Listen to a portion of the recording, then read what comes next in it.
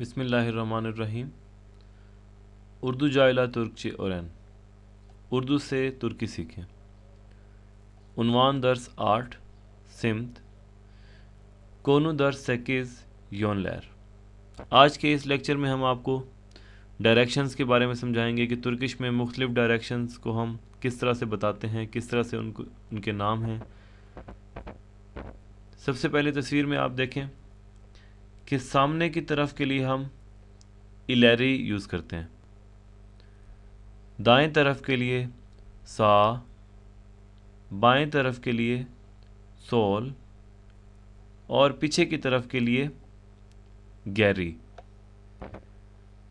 सीढ़ियों से ऊपर या ऊपर की तरफ के लिए युकार, सीढ़ियों से नीचे या नीचे की तरफ के लिए अशाउ।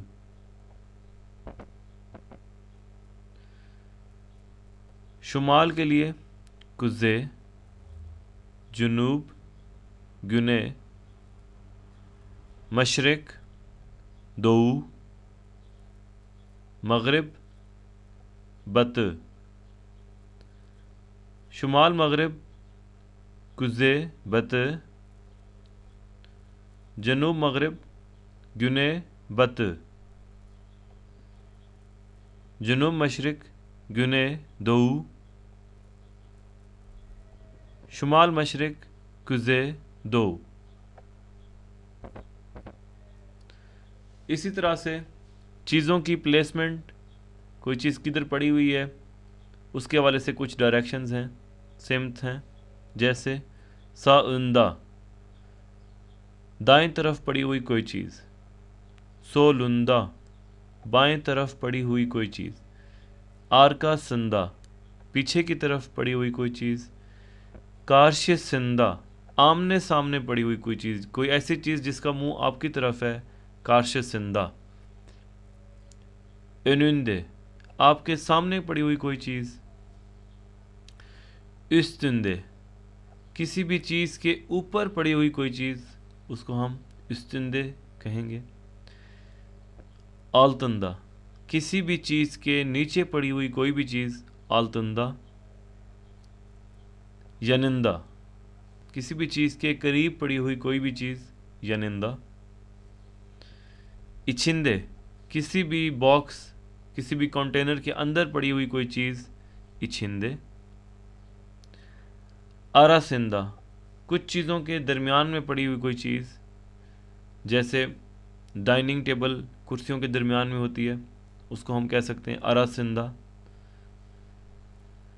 ऊपर की मंजिल में या कोई चीज़ ऊपर पड़ी हुई है, दूसरी मंजिल पे, तीसरी मंजिल पे, उसे आप कह सकते हैं शुकारसिंदा। और इसी तरह से अगर आप दूसरी या तीसरी मंजिल पे हैं तो नीचे की मंजिलों में पड़ी हुई कोई भी चीज़ अशासिंदा के नीचे की तरफ। अब इन सारी डायरेक्शंस को मैंने फिगर्स के ज़रिए समझाने की कोशिश की है, मैं आपको दिखाता हूँ।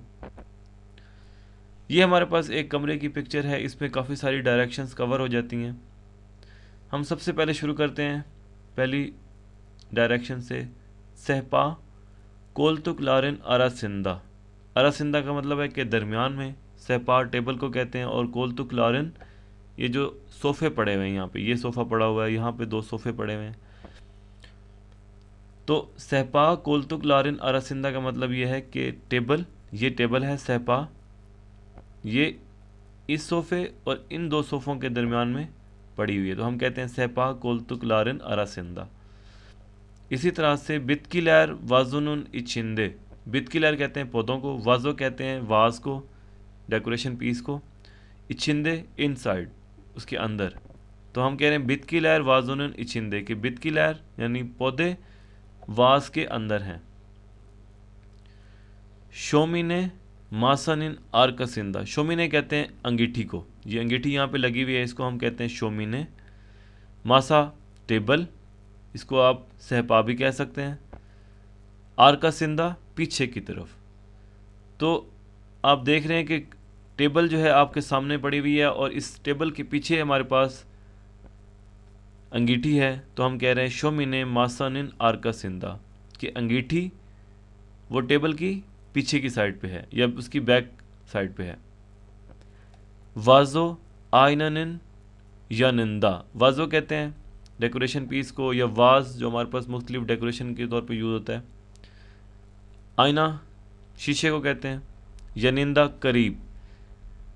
वाजो आइनन यानिंदा कि ये जो वाजो है वो इस शीशे के करीब है। ओदुन शोमिनन इछिंदे।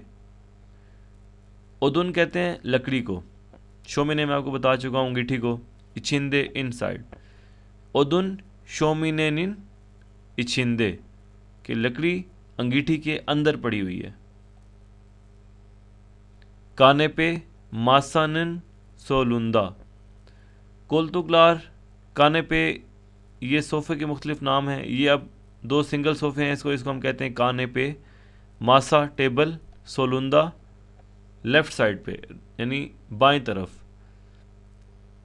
सोफ़े टेबल की दाईं तरफ है, सॉरी सोफ़े टेबल की बाईं तरफ है, सोल कहते हैं बाईं साइड को। और इसके अपोजिट हमारे पास है केने पे मासानिन साउंदा कि जो सोफ़ा पड़ा हुआ है ये टेबल की दाईं साइड पे है, तो दाईं साइड सायुंदा और बाईं साइड सोलुंदा। इसी तरह से तबक मासानिन इस्तुंदे। तबक कहते हैं प्लेट को।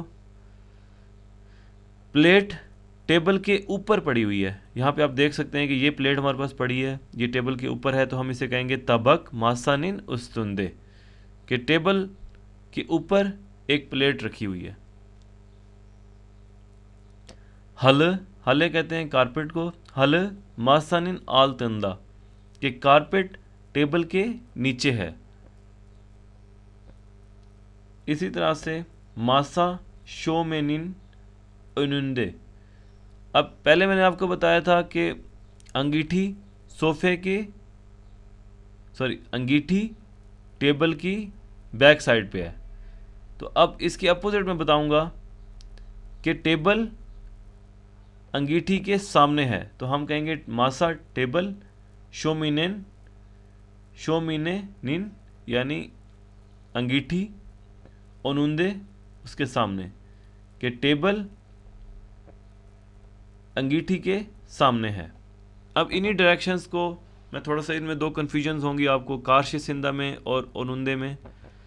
कारशी सिंदा कहते हैं हम कोई भी चीज़ बिल्कुल आमने सामने, अगर कोई इंसान आपके फेस टू फेस है तो उसे आप कहेंगे कारशी सिंदा, या कोई बिल्डिंग्स आमने सामने हैं तो उसे उनके फेस भी जो है ना आमने सामने हैं तो उसे हम कहेंगे कारशी सिंदा। यहाँ पे मैंने एग्जांपल दी है, ये प्लेयर्स हैं दोनों फिगर्स में, ये दोनों एक दूसरे के आमने सामने हैं यानी इनके फेस टू फेस हैं, तो इसको हम कहते हैं कारशी सिंदा। ओनुंदे क्या होता है, कोई भी चीज़ आपके सामने होना, जैसे हम कभी कतार बनाते हैं तो लोगों के मुंह अपोजिट डायरेक्शन में होते हैं, यानी अगर आप सामने देख रहे हैं तो आपके सामने वाला भी आप आगे की तरफ देख रहा होगा, तो उसे हम कहेंगे ओनुंदे। जैसे यहाँ पे एक एग्जांपल मैंने दी है कि इस बिल्डिंग के सामने कुछ गाड़ियाँ खड़ी हुई हैं, तो ये जो गाड़ियाँ हैं ये बिल्डिंग के ओनुंदे हैं, ठीक है, यानी उसके सामने। इसी तरह से ये भी एक बिल्डिंग है, इसके सामने कुछ लोग तस्वीर बना रहे हैं या खड़े हुए हैं, तो ये भी क्या होगा, ओनुंदे।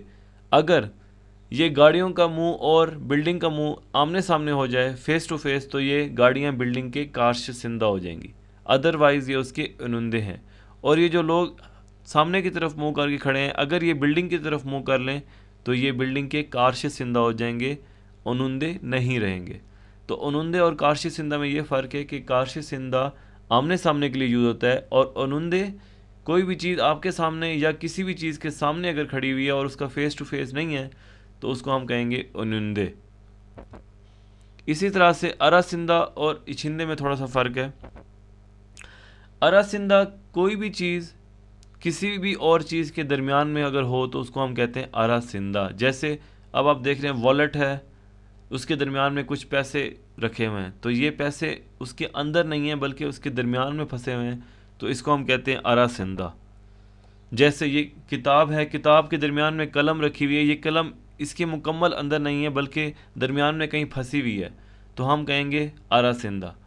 यानी कलम किताबनिन अरासिंदा या पारा जुज़दानिन अरासिंदा। तो ये दो इसकी एग्जांपल्स हैं। और इछिंदे क्या होता है कि कोई भी चीज़ मुकम्मल अंदर होना, जैसे ये अब एक मैंने पिक्चर लगाई यहाँ पे कि जो छोटा बच्चा है ये डब्बे के अंदर है, तो इसको हम कहेंगे इछिंदे। या एक और फिगर मैंने यहाँ पे लगाई है जिसमें मैंने ये दिखाया है कि कुछ लोग हैं और वो बिल्डिंग के अंदर हैं और बिल्डिंग बंद है, तो इसको हम कहेंगे कि इंसान लार बिनानन इछिंदे, यानी इंसान जो हैं वो बिल्डिंग के अंदर हैं।